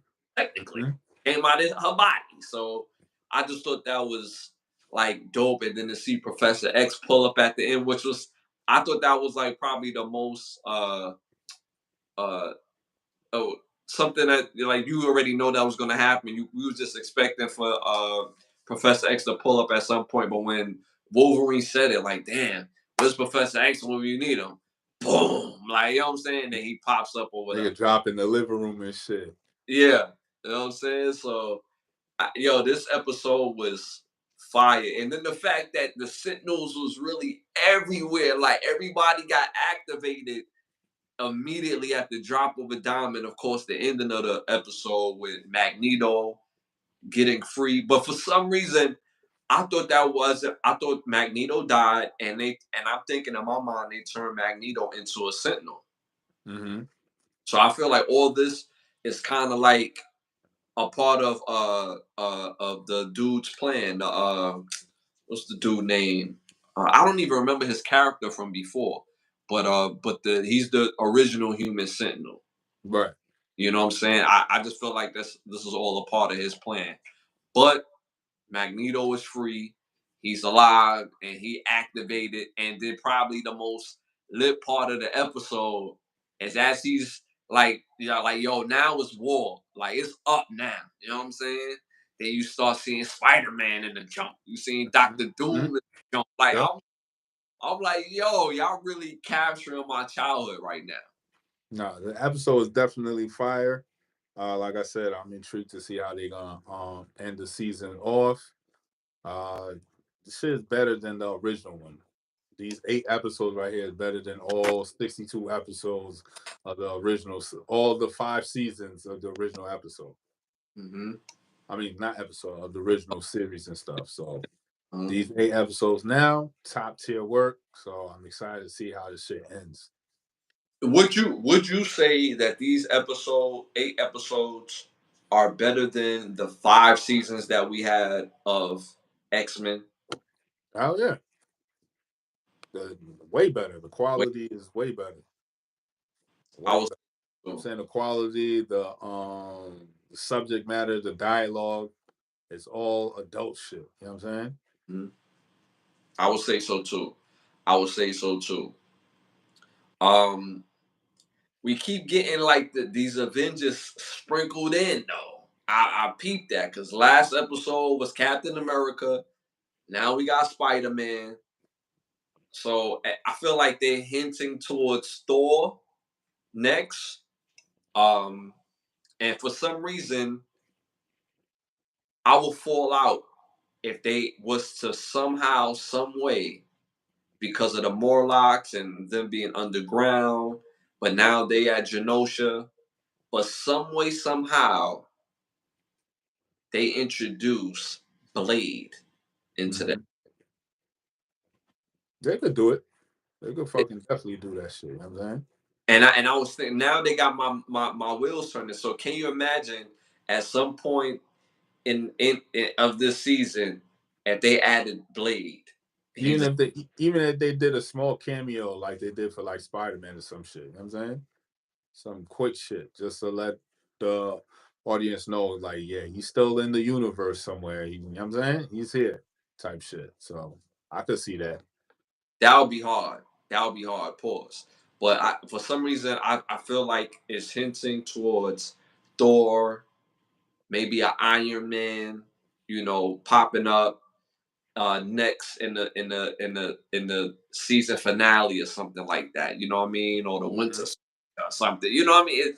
I really felt like these writers, showrunners, they care about what is being put on and what people want to see and what would be like, yo, would be dope for this episode if we bring in this person and then you know what I'm saying? Like, if I think we got people that really care about what they giving us as viewers. Facts. Yeah. And then what's interesting, they just signed off for season 3. So that's so we gonna get, but I hope that season 2 is not a year away. Mm-hmm. You know what I'm saying? Like, let's keep this going. Cause when we was kids, our seasons per season, and we didn't see, that's so weird because as kids, we didn't look at none of the sitcoms or none of our shows as seasons. That seasons is their shit. Like, the people that run the show, they break it up in seasons. We never thought about it as a season. We just thought about it as one long show, right? But when you break it up, it would usually be like 20 some episodes for the season. They giving us a hardcore 10. Okay, cool. But let's keep it real. It's only 30 minutes. Season 2 should only really be like a month away, 2 months Mm-hmm. away. You know what I'm saying? Like, I'm Yeah. just keeping it a bit. You know what I mean? So, shout out to Biggs in the building. Yo, hit that like button, hit that subscribe button. One of my bros, Biggs, is in the building. Uh, but yeah, so definitely make sure y'all check out the X-Men 97. Facts. Next subject, Gilbert Arenas is being sued by his ex for over a fake ring. Original ring that he had gave his then fiance at the time was worth over 350,000. And he like right after their engagement, they got into a bad argument and they was no longer together. So he's like, damn, that was a bad investment. So somehow, some way, he got cool with her again, willed her back in, like, yo, we could work this out. And then he said, yo, I'm gonna go and get you another ring, but you gotta give me that ring because we're gonna put this one away, or whatever the case may be. And he gave it another ring. The other ring was like worth like 10K. But he said that ring was fake. But I've never heard of a $10,000 fake ring. But okay. So he gives another ring that's obviously 10K, way less. And the one that was 350,000 he had, put away, and he did like Mr. Rothstein in Casino, you know what I'm saying? Mm-hmm. And get to it, you know what I'm saying? He didn't give her the key like Mr. Rothstein in Casino. What do you think about that? So what's the issue? How the fuck she suing them for a fake ring? Because I don't get it. she's suing him because she felt like he you know what I'm saying? Like, he slimed her. Like, your feelings have nothing to do with law. There's no law on you getting a fake ring. You know what I'm saying? There's no law on that. Hmm. Like, you getting married with a there's no law that stipulates a ring has to be within this monetary value. You know what I'm saying? Right, All that shit is made up. right, You know what I'm saying? So what are you suing for? Oh, right, you suing because you got finessed? There's no law under that category that you're trying to sue him for. There's no law for that. You know what I'm right, saying? It right, doesn't exist. You right. just in your feelings. And that's the problem. And then again, I've never heard of a $10,000 fake ring, fake anything for $10,000, because that's what the ring is priced at.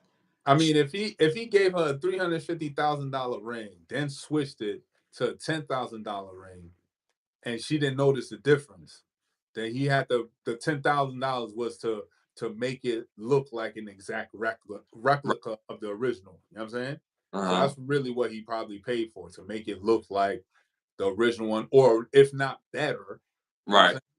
Right. For 10K. Because if I'm paying you 10K for some fake, I want it to look like, you know what I'm Mike, saying? Like, yeah, the Michael Jordan of the fake right. joint. The Yeah. Michael Jordan of fake Jones. You know what I feel me? So I get the 10K part, because I mean, I don't know. I ain't look into this case, but how long did it take her to realize it wasn't real? Probably like She, later on.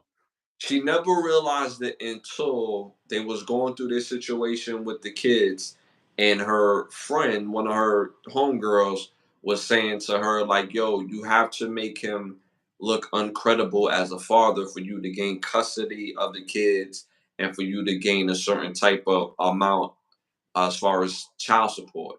So the way of doing that is one, because I went through this, is one putting a man on child support, taking him to court, putting order protection against that man, and you know, and so on and so forth. So in the midst of doing that, he posts a ring, and it was her ring, but it was like a subliminal post. So when she went to go, she need lawyer fees, monies, and all that stuff. She got to find, get some bread up. Come to find out the ring's worth, and she took him to court. She lost, but Yeah, of course, naturally. Because you don't have no case. uh, You don't have no fucking case. Niggas kill me with this 10K for a ring. Like, man, it's like, how the fuck you gonna tell me what I'm gonna spend, I'm gonna spend my money on? uh-huh. Like, how dare you? You could get a fabulous engagement ring for 5K. You know what I'm saying? So it's the illusion, it's propaganda yet again, to make you think the more money you spend for a ring or the diamonds on the ring, the more valuable the ring is. Why not The why, diamond. why not a hot 500 or just a bar? Get a gold bar, because it's about the symbolism of marriage, right? What do you need a rock for to show that you married? What does having a big ass diamond have anything to do with your marriage? That's what I'm saying. This was why I like doing the origin of things, because a ring never the symbol of marriage. That shit just came around in the 1920s and 30s. Right, You know right, what I'm saying? That's a new concept. right. That's what's the nice garbage, right? So it's like, so back to the point is like, how you gonna try to sue somebody for a fake ring when there's no parameter of what a ring is supposed to cost for an engagement? You know what I'm saying? Mm-hmm. Mm-hmm. Like, you look dumb. You look dumb. But of course she's gonna lose, because she don't got no legal standing for her claim. You know what I'm Yeah, saying? yeah, yeah. All right, moving on to our last subject. Disney Studios dropped the Mufasa live premiere, but trailer of the movie, and it's set to be released December 20th of this year. Mufasa? Yeah, it looked fire though. It Yeah, looks, this is why we got Hollywood needs to ask us. yeah, Nobody asked for a Mufasa movie. nobody did though, but it looked fire though. I'm not gonna lie, it looked kind of fire. Yeah, Not put my money on that, but all right, I'll pirate it. I'll watch it for free online, but not giving for that. That's stupid. Like, nobody asked for that. So no, that's a fact. But I would rather go see Mufasa than The Color Purple 3. So you know, but it looked dope. It looked dope. But again, hence to what you said, that's why we have Hollywood needs to ask us. So, but Disney Studios is putting that out December 20th. All right, moving on to our next segment. This segment's brought to you by Bravo Section. You can go to bigbravosection.com. Again, bigbravosection.com right now. And if you're in the Miami area, you can book a session with one of the best photographers in the world. And if you're not in the Miami area, you can still book that same photographer, fly out, and take care of your session. Again, that's bigbbravosection.com. You got a petty thought for us? I got some petty words. I got some words from the Bible of all Bibles, the Black's Law Dictionary. So in this segment, we break down words that we hear every day, but don't um, tend to realize the legal definition of these words. So I take the time in this segment to break down random words throughout the Black's Law Dictionary and bring it to y'all. So last episode is a couple of words that people in the chat had asked me to look up personally. So I'm gonna start off with those. So the first word on the list was court martial. So court martial means an ad hoc military court conveyed under authority of government, conveyed under the authority of government, and they and the uniform code of military justice for trying and punishing offenses in violation of the uniform code of military justice committed by persons subject to the code, particularly members of armed forces, particularly members of armed forces. Court martials are courts of law and courts of justice, although they are not part of the federal judiciary established under the Articles 3 of the Constitution. There are legislative criminal courts established in the armed forces under the constitutional powers of Congress to regulate the armed forces.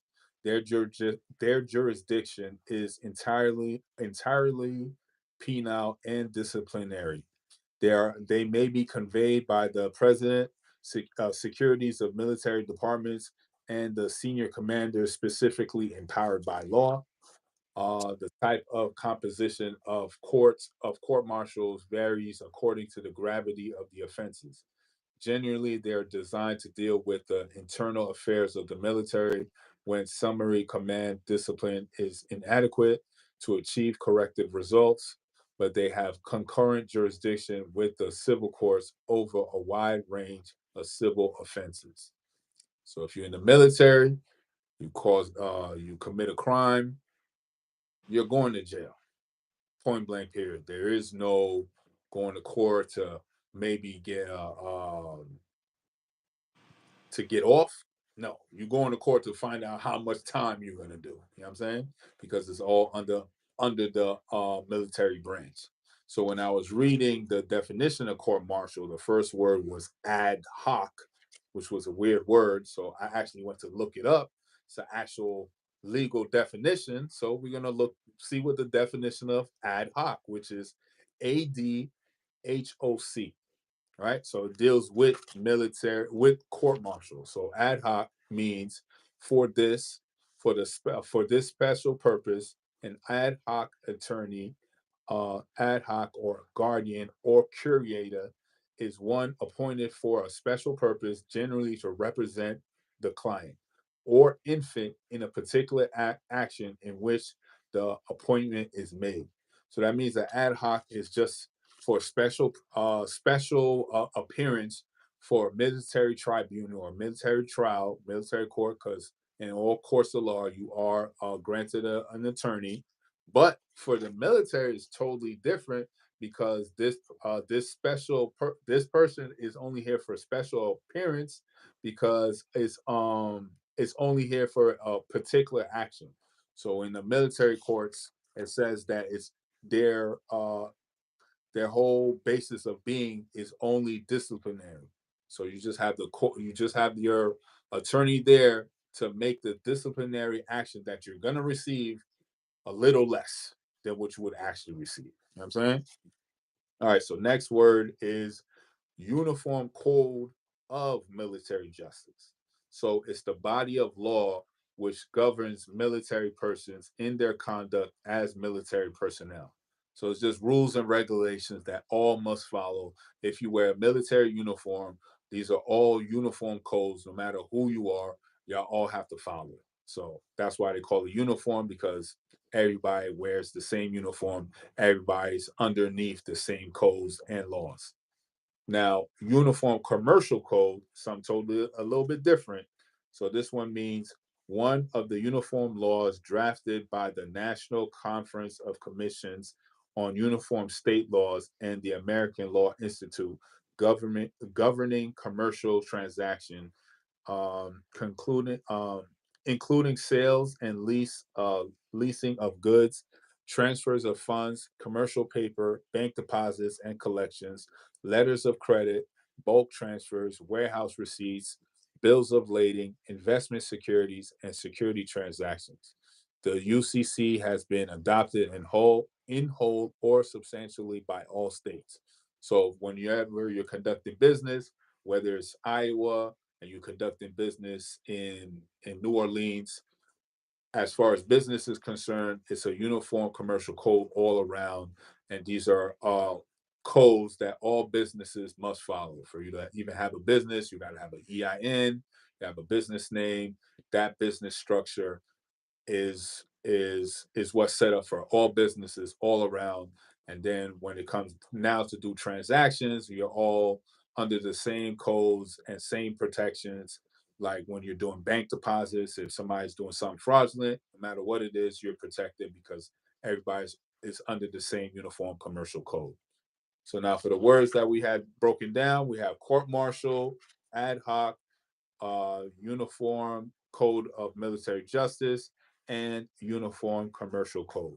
So if there's any words that you in the chat want me to look up, definitely put it on there and I'll look it up for our next show. Lit, lit, lit, lit. All right, moving on to our next segment, Keep the Lie Live segment. Keep the lie live. The Lie Live. Um, so this segment, this particular show, I want to talk about wanting something, wanting something. I think that's like one of the biggest lies when people like really want something, but they it's like a whole lot of words and no actions. So like it kind of like ticks me off when somebody say I want to be the best at something. I want to, I want people to remember my name. Like what did Achilles told the little boy in Troy? He said, you gotta fight this big man. I wouldn't want to fight him. And Achilles looked him dead in the face. He was like, "That's why nobody will ever remember your name because you're Mm-hmm. not willing to go through what it takes to be the best." So when people say that, it's like this misnomer. It's like when you really want to be the best at something, one, it's not about the words, it's about the actions.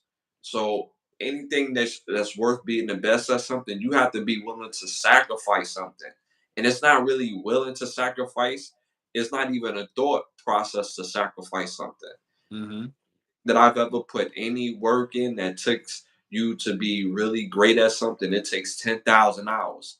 So if you spend 10,000 hours being really great at something, then other things will get sacrificed. And it's not something that you'll really think about. You like, damn, I sacrificed this and I sacrificed that. And the end's going to justify my means because my lights is turned on when I sacrifice this and when I invest my time into this, what I'm trying to get great at. So when people say these things and they don't put the extra time in, like that's like being a football player and be like, yeah, I want to be the best ever, but you don't stay after practice and run extra laps. You don't stay in the gym to do extra sets. You don't sit down and watch extra tape. If you want to be a great artist, you don't spend extra time in the studio. You don't learn from other artists who is more advanced than you little tricks of the trade to help you become a better artist. So if you're not doing like these things, and this is not just for those two things, but this is for in everyday life. Somebody that wants to be the best that they could be at McDonald's, how you want to be the best at McDonald's at the end of your shift, you're leaving. Instead of staying the extra shift and talking to the manager or the owner saying, um, Mr. Whatever, what job do you hate doing the most around here? Mm-hmm. And he's gonna tell you what job he hates doing, and then now you do that job and take something off his back to put yourself in a better light where it's putting you in position to be the very best at what you're trying to do or achieve what you're trying to achieve at that particular job.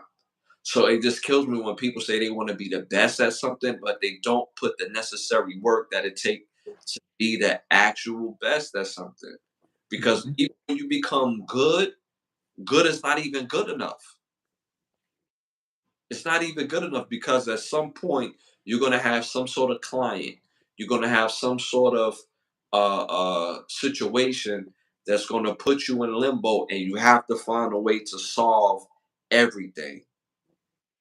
That's why most people who are in leadership positions, they're only in leadership positions because they have the information to solve the problem. Now, do they have the demeanor? Do they have the the the the charisma to pull it off? Some people don't. But the fact of the matter is that they have the information. Most people, when they have information to be a better version of themselves, won't even do that. If I told every guy in the world, if you get up every day to run 1 mile a day, do 100 push-ups a day, and 100 crunches a day, your body would be spectacular. But you have to avoid eating bread, rice, and cereal for 3 months. Do you think most people would be able to do that? No, because most people know what they need to do, but they don't do it because we, as people, get complacent on trying to fulfill a dream instead of actually fulfilling the dream. Mm-hmm. Like when I worked in, I've been in the music industry for a little while now, and most artists rather be signed to say that they're signed to actually be signed and to use it to better their career as and to catapult their career and to get them endorsed that they couldn't get into before. So most people get complacent on just saying something. Oh, I came close. Like I said, I came so close to being a star. Like one day I met Denzel Washington and he said, "Man, you could be a star." And they rather have that than actually taking the work, doing extra acting classes, going to, the local plays or whatever it takes to whatever their journey required for them to be better. Right. So that's such a lie when people say, "Yeah, I want to be the best." How you want to be the best if you're just saying it and there's no action? How? Mm-hmm. So I just had to mention that as a lie because we hear that all the time. Like, man, I want to be the best. I want to put my best foot forward. How if you don't do the necessary and the required work that is going to take for it to be better? How do you want to be in this financial situation when you don't do the work to get in that financial situation? Right. That's that's why that saying goes to every aspect of life. Nah, well said. Well said, man. I don't even got nothing to add to that. So again, y'all, if you say you want something, then go for it. Go 10 toes down. And just because others don't believe in yourself. And if it means that much for other people to believe, at some point they will believe because you believe. Mm-hmm. But make it happen. Do what it takes to make your dreams happen. Because you have the power to design your own life. Trust. All right, y'all. So that's been an episode. Thank y'all for tuning in to episode 52. Again, I want to shout out the sponsors of the show, Bravo Section, Button Snaps, OUV Records. If you're interested in becoming one of the sponsors of the show, you can reach me at Ashley Lovechild on Instagram, or you can reach my brother on his Instagram at. Bravo section underscore. So make sure you tap into either me or him, pause, on Instagram if you're interested in becoming one of the sponsors of the show.